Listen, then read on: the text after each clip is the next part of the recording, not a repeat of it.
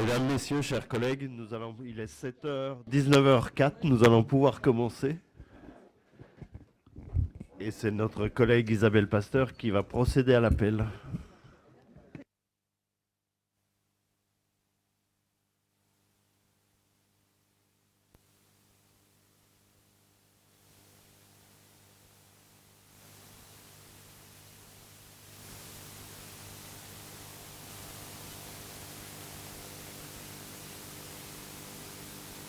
Merci. Alors, je recommence Boulay-Gélal. Présent. Catherine Gauzy. Présente. Philippe Schmitt. Sandrine Mutin. Mario Luchin. Patricia Bonneau. Valentin Niaourou. Kéra-Bouziane Laroussi. Kamaï Souvent-Lassi. Annette Malaclet, excusée, pouvoir à Patricia Bonneau. Saturnin Aounou. Denis Reuet. Evelyne Préoni Vincent. Sylvain Boulogne.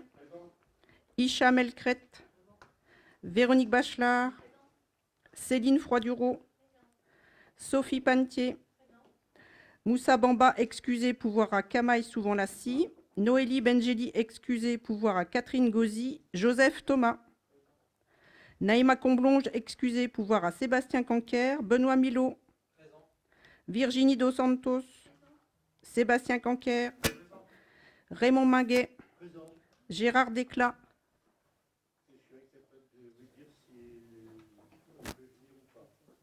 Bon, on va le considérer absent pour l'instant. Je mets quoi absent et puis on... Il n'est pas mort au plus.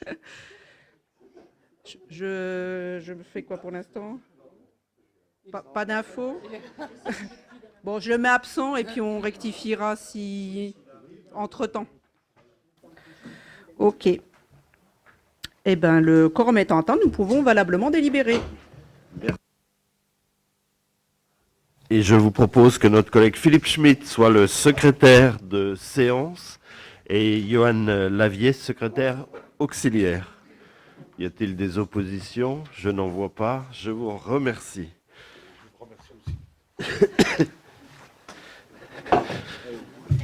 Deux informations pour commencer.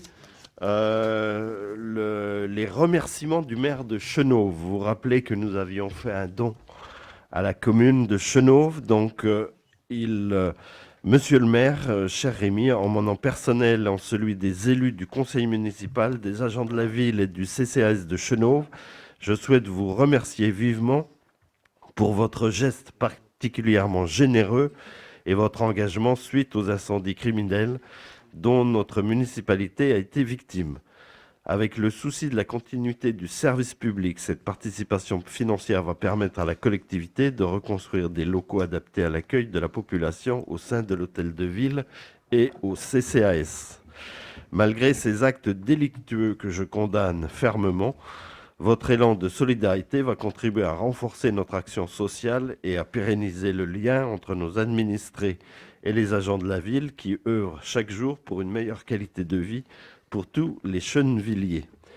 Je vous prie de croire, monsieur le maire, à l'assurance de mes salutations les plus chaleureuses et amicales. Donc voilà pour le courrier du maire de Chenôve.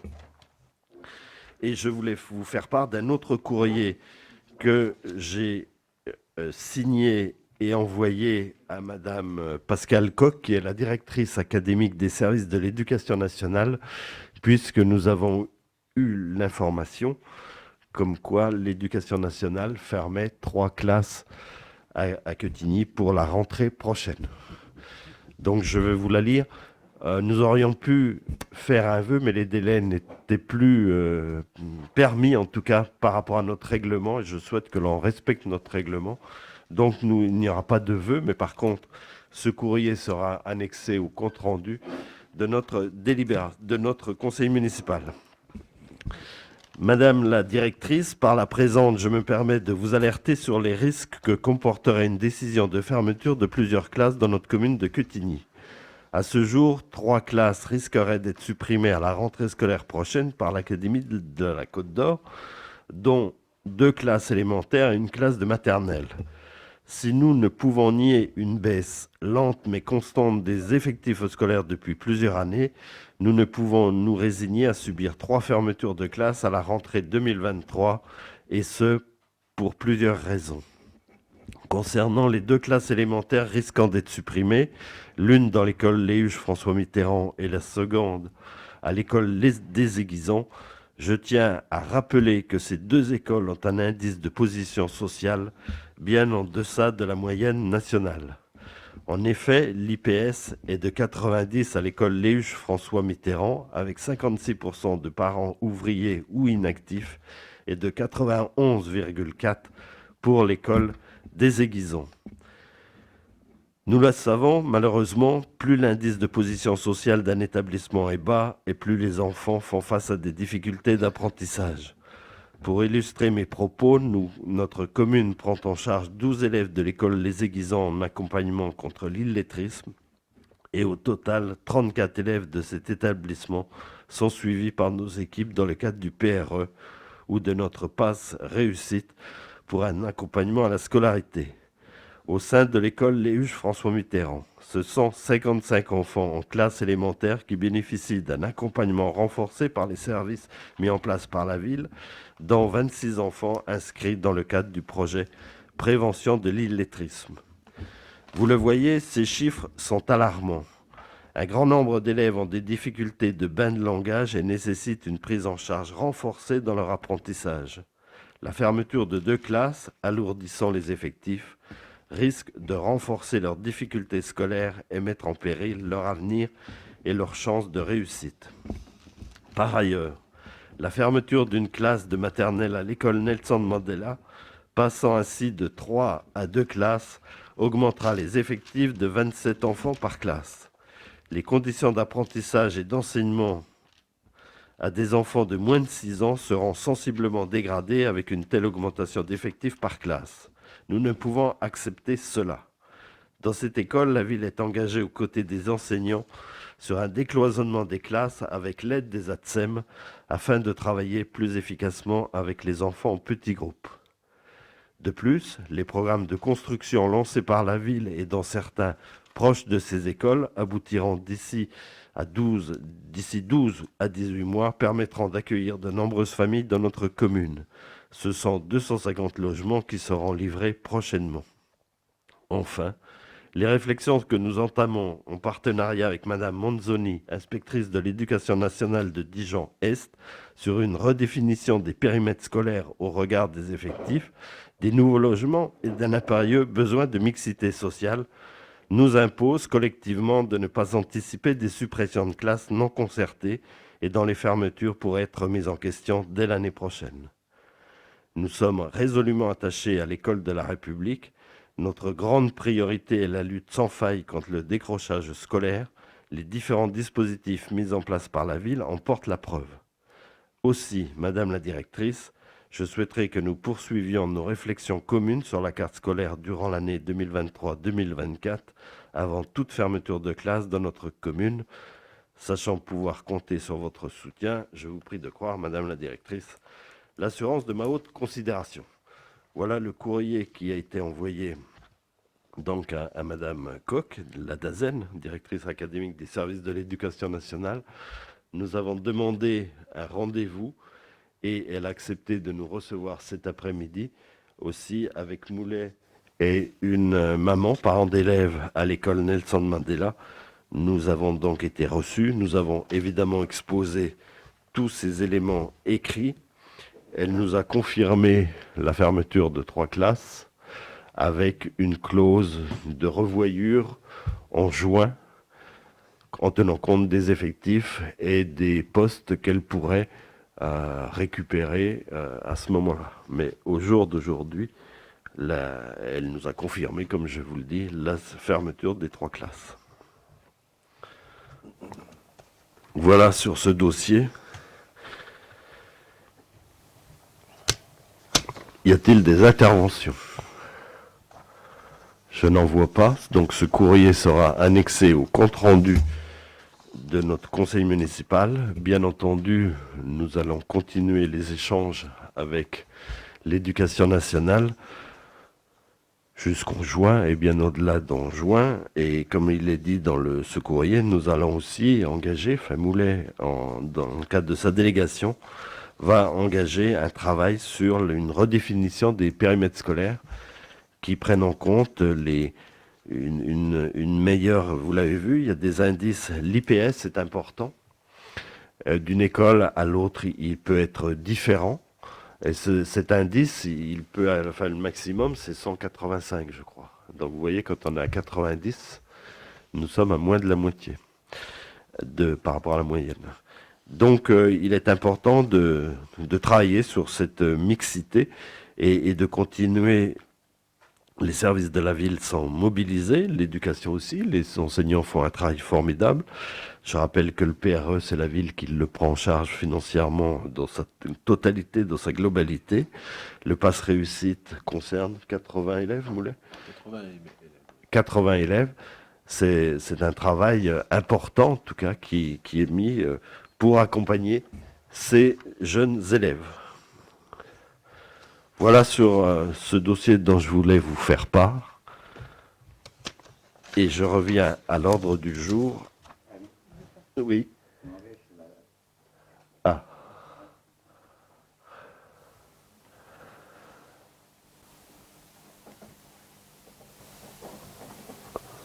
Eh bien, je fais des vœux de meilleure santé, en tout cas.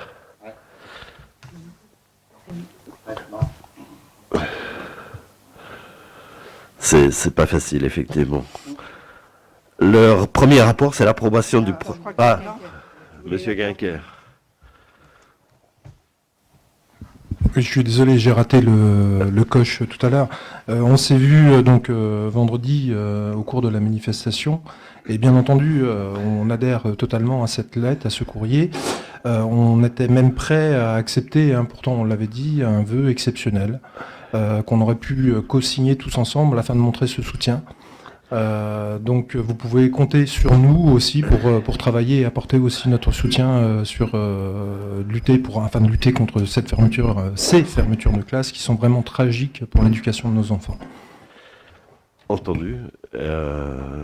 Donc s'il n'y a pas d'autres interventions, je passe au premier rapport. C'est l'approbation du procès-verbal du conseil municipal du 13 décembre dernier, qui est d'avis de voter contre, de s'abstenir, donc adopté à l'unanimité. Je vous remercie. Rapport numéro 2, c'est la désignation d'un nouveau représentant au conseil d'exploitation du lycée agricole Olivier de Serres. Donc vous avez pu le lire pour vous en rappeler s'il était nécessaire. Le conseil municipal m'avait élu pour représenter la ville au conseil d'exploitation du lycée. Je souhaite aujourd'hui qu'au sein du conseil d'exploitation du lycée agricole, dont notre présence est essentielle pour maintenir notre partenariat et nos projets communs. Pour cela, je ne suis pas toujours disponible autant qu'il le faudrait et je vous propose de nommer Moulay Gélal en tant qu'adjoint à l'action éducative pour siéger donc au conseil d'exploitation. Y a-t-il d'autres candidatures ? Je n'en vois pas. Et pour faciliter, pour aller peut-être plus vite, je vous propose de procéder à un vote à main levée, à moins que vous demandiez un vote à bulletin secret, ce qu'évidemment nous ferions. Ce qui retarderait forcément, il n'y a pas de demande de vote à bulletin secret. Donc par rapport à cette candidature de Moulay Gélal, y a-t-il des opposants, des personnes qui s'abstiennent? 4 abstentions. Donc, et qui votent pour alors?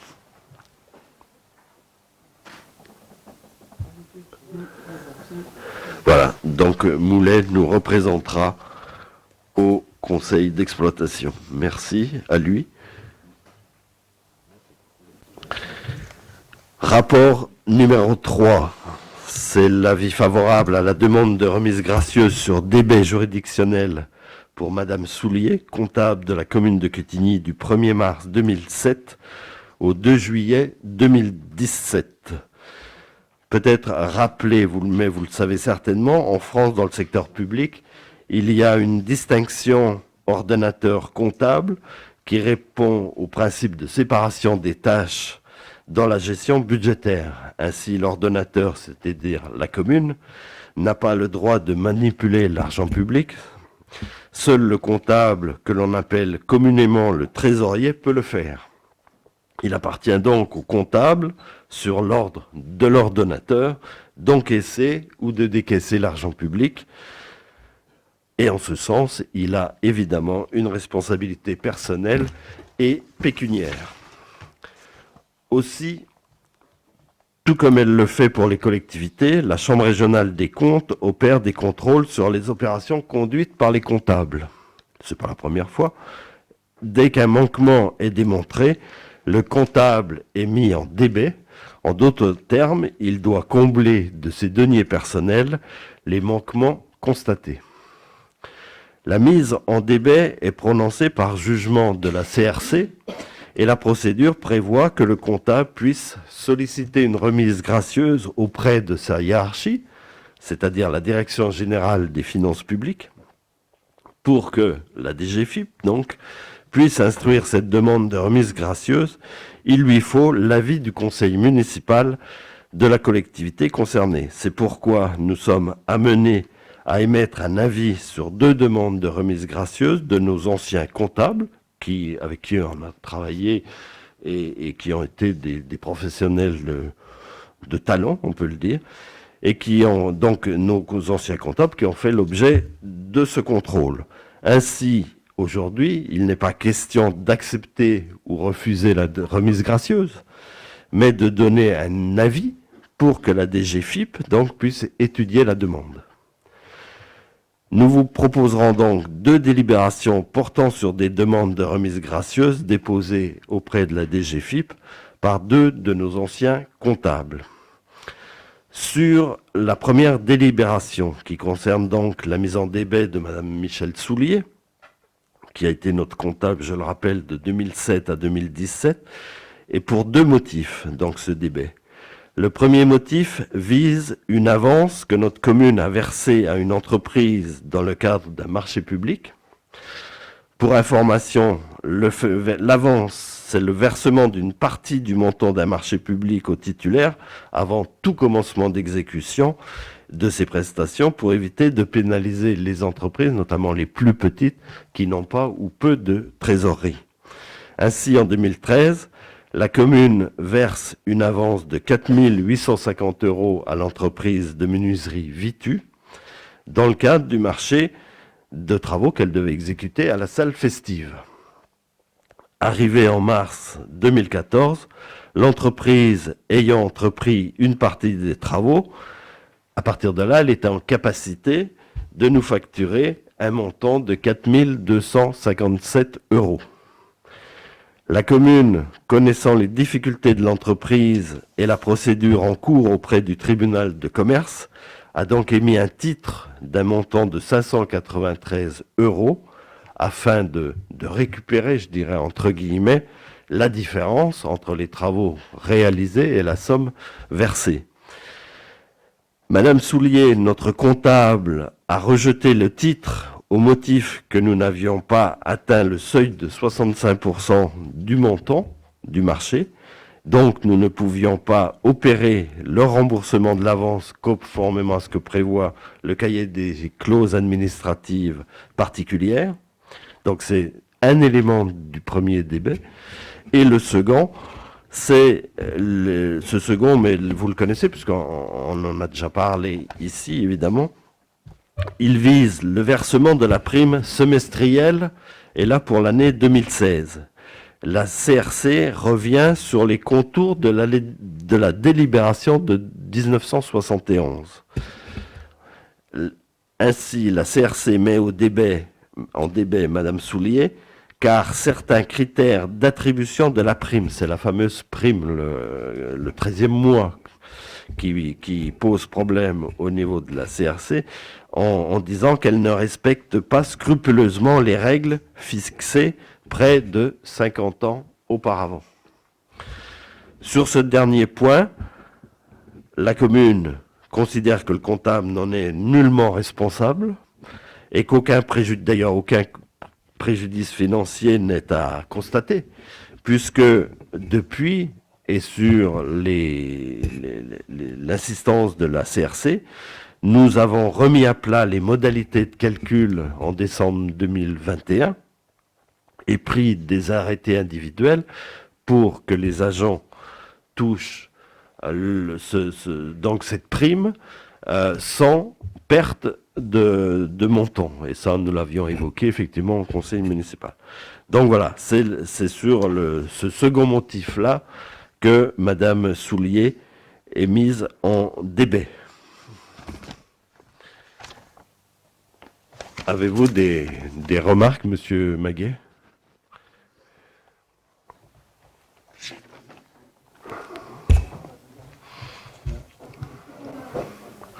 Merci. Ça marche? Non, je m'interrogeais simplement. La commune, dans les deux cas, n'a pas de... Il n'y a pas de préjudice pour la commune. Dans le deuxième cas, c'est clair, c'était un avantage acquis. Dans le premier cas, c'est bien parce qu'il y a eu une liquidation judiciaire que la commune ne subit pas de préjudice. Parce qu'il n'y aurait pas eu de liquidation judiciaire, la commune aurait eu un préjudice. Il y a eu une entreprise qui a repris, mais on n'arrivait pas en premier demandeur. Donc effectivement, on n'a pas pu être remboursé de ces cette différence entre ce que nous avions payé et le montant des travaux réellement réalisés. D'accord, merci. D'autres interventions? Il n'y en a pas, donc je soumets à votre approbation, qui est d'avis de voter contre, de s'abstenir, donc adopté à l'unanimité. Je vous remercie. Je vous propose donc le rapport numéro 4, qui concerne donc un avis favorable à la demande de remise gracieuse sur débet juridictionnel pour M. Perrin, qui lui était comptable de Quetigny, donc au titre du 3 juillet 2017 au 31 août 2021. Et M. Perrin est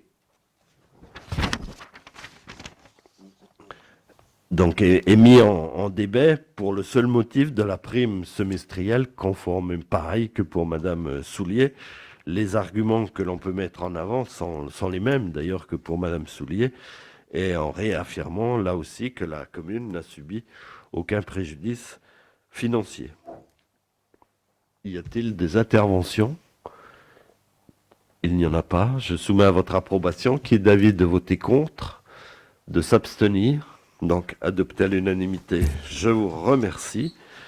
Nous en arrivons au rapport numéro 5, qui est une convention de servitude entre la ville et Enedis pour le tracement d'une ligne électrique souterraine de 400 volts sur une propriété de la ville cadastrée AI numéro 29, située avenue de l'Université. Philippe.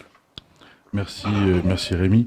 Bon, c'est une délibération qu'on a l'habitude de passer. C'est Enedis qui demande l'autorisation de passer sur notre propriété pour faire passer une ligne de 400 volts. Tout est dit dans l'intitulé. Donc, si vous avez vu le plan qui est annexé, c'est entre l'avenue de l'Université et l'avenue des Chalands, donc derrière Flunch. Voilà.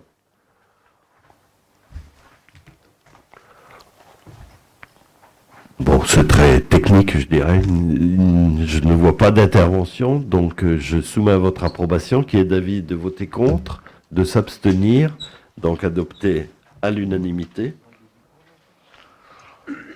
Le rapport numéro 6, qui est donc la mise à disposition d'agents communaux auprès du Centre communal d'action sociale de la ville de Quetigny.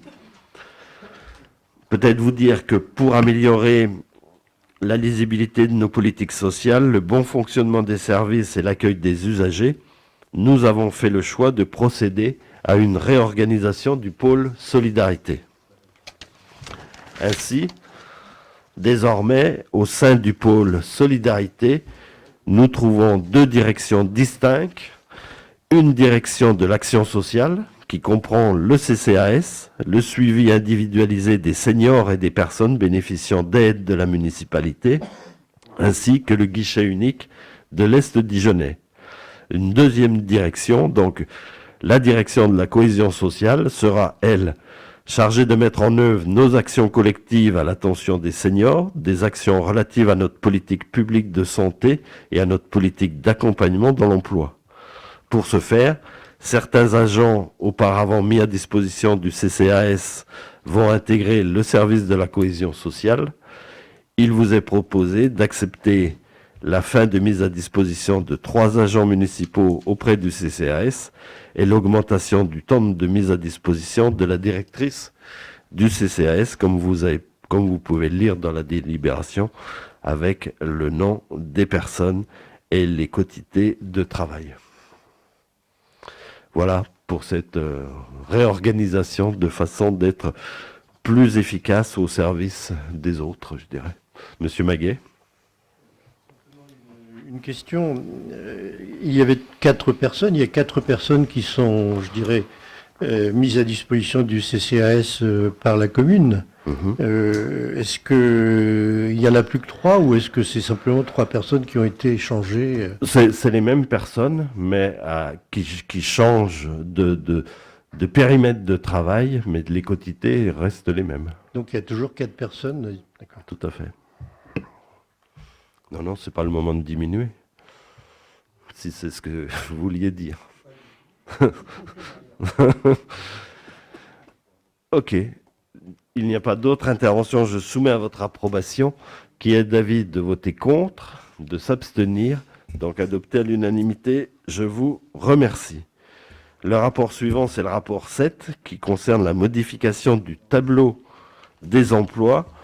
Et je vous propose d'approuver un changement de poste d'un agent de l'école municipale de musique, de danse et des arts qui devient responsable de l'accueil des usagers, ainsi qu'une création de poste de responsable d'entretien et de restauration, désormais rattaché au service maintenance et entretien, après le départ en disponibilité, c'était la semaine dernière, de la personne qui s'occupait notamment du ménage dans les écoles, dans les différentes d'ailleurs salles de la ville. Avez-vous Monsieur Maguet, il y a toujours 2 personnes. Création ou remplacement? Non, alors il y a une création effectivement par rapport au service de l'accueil, le France Service. Vous avez vu qu'il y a d'ailleurs les panneaux sont en place aujourd'hui. Et puis la personne qui va gérer l'entretien des salles, écoles et autres, il y a une montée dans le grade en tout cas, puisque là nous recrutons sur un poste d'agent de maîtrise principal. Et la personne est en dispo, je pense qu'elle ne reviendra pas, et nous sommes en cours de recrutement. Voilà, si les informations vous sont complètes, je soumets à votre approbation, qui est d'avis de voter contre, de s'abstenir, donc adopté à l'unanimité. Je vous remercie. Rapport numéro 8, c'est notre collègue Moulet-Gélal qui nous présente les tarifs 2023 pour la grande crèche Maison de l'Enfant Maria Montessori. Merci Monsieur le maire. Comme chaque année, je vous propose d'adopter les tarifs de la grande crèche Maison de l'Enfant Maria Montessori, qui sont déterminés nationalement par la Caisse nationale d'allocation familiale. À noter pour cette année un relèvement du revenu plancher pour bénéficier des tarifs planchers de 0,44 € de l'heure. Cela est en faveur des familles avec de faibles ressources. J'en profite en même temps que j'ai la parole concernant la petite enfance. Comme chaque année, nous avons tenu un comité de pilotage, bilan de la politique petite enfance par nos partenaires institutionnels que sont le conseil départemental et la caisse d'allocation familiale de Côte d'Or. Et je tenais à souligner le retour qu'ont fait la caisse d'allocation familiale de Côte d'Or et le département sur la qualité et la cohérence des politiques petite enfance qui sont menées sur le territoire, puisque nous avons une structure municipale et une structure associative sur le territoire, et il y a un vrai travail en lien et des projets communs, ce qui donne en fait une cohérence de l'offre publique de la petite enfance sur le territoire communal, et c'est important de le souligner. C'est vrai, nous avons un beau bâtiment avec une équipe très professionnelle. S'il n'y a pas d'autres interventions, là aussi, je soumets à votre approbation, qui est d'avis de voter contre, de s'abstenir, adopté à l'unanimité. Je vous remercie.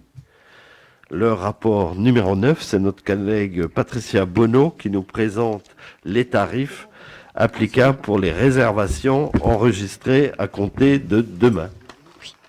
Merci. Donc, il est proposé une augmentation de 10% pour les particuliers et les associations de Quetigny, 15% pour les particuliers extérieurs et 20% pour les professionnels entreprises donc de l'extérieur. On mènera également un travail en commission pour avoir une meilleure communication pour valoriser cette salle La Colline. Donc, il vous est proposé d'adopter les tarifs qui se trouvent en annexe 3, que vous devez avoir sous les yeux. Et puis, cette grille tarifaire sera effectivement valable pour les réservations enregistrées à partir du 1er février 2023. Ah oui.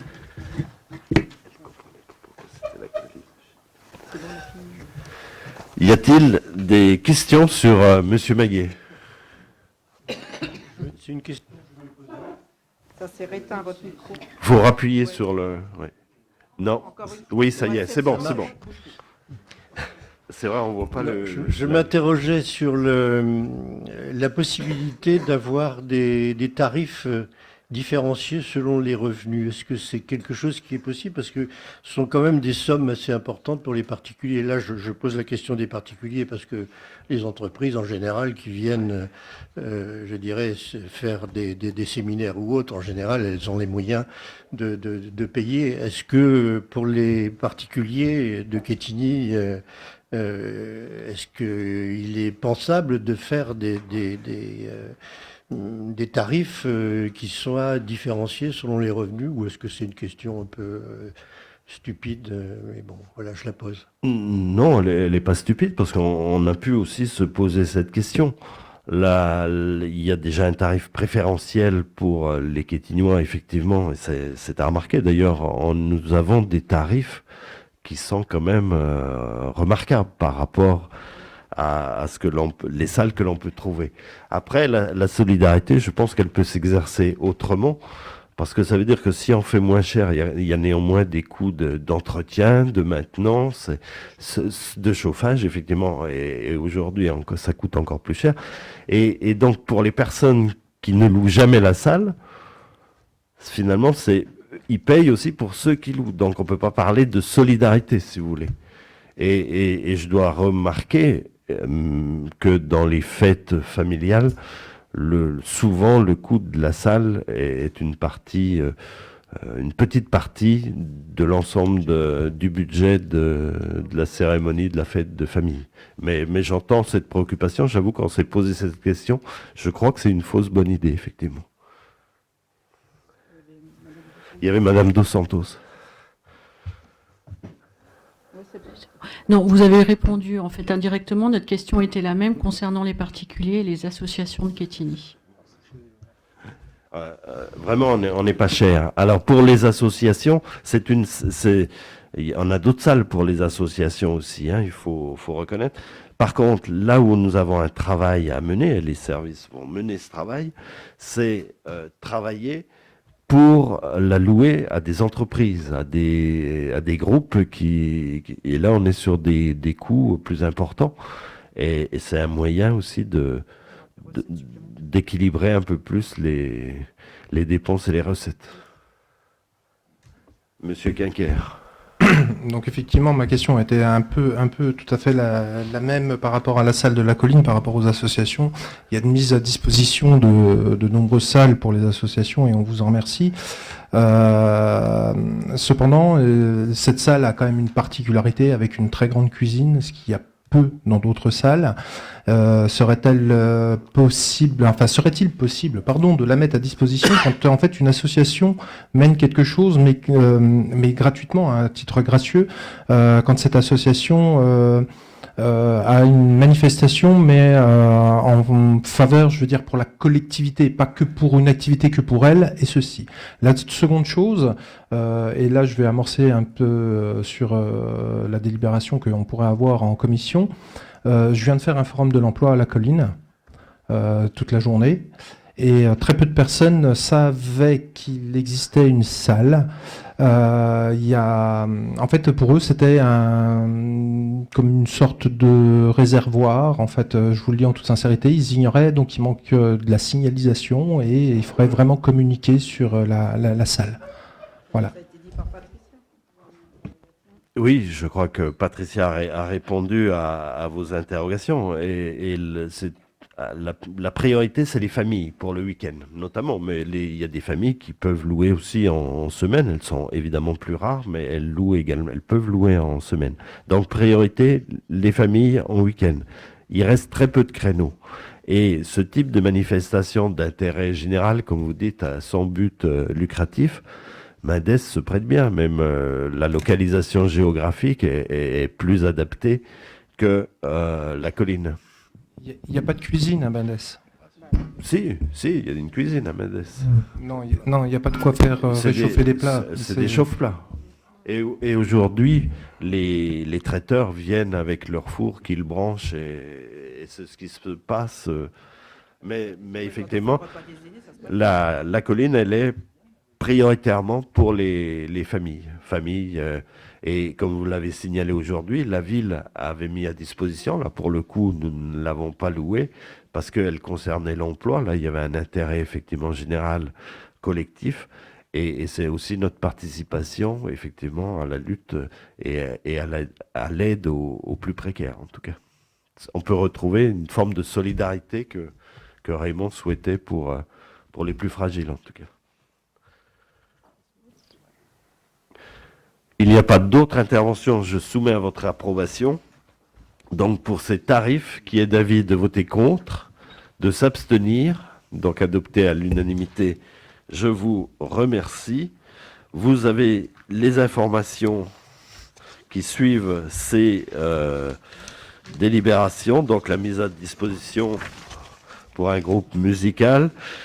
Nous vendons également des véhicules anciens qui n'étaient plus, en tout cas, en état de fonctionnement. Et vous avez les sollicitations de subventions. Et c'est la fin de notre conseil municipal. Il est 19h40, donc je vous souhaite une belle soirée. Merci à vous.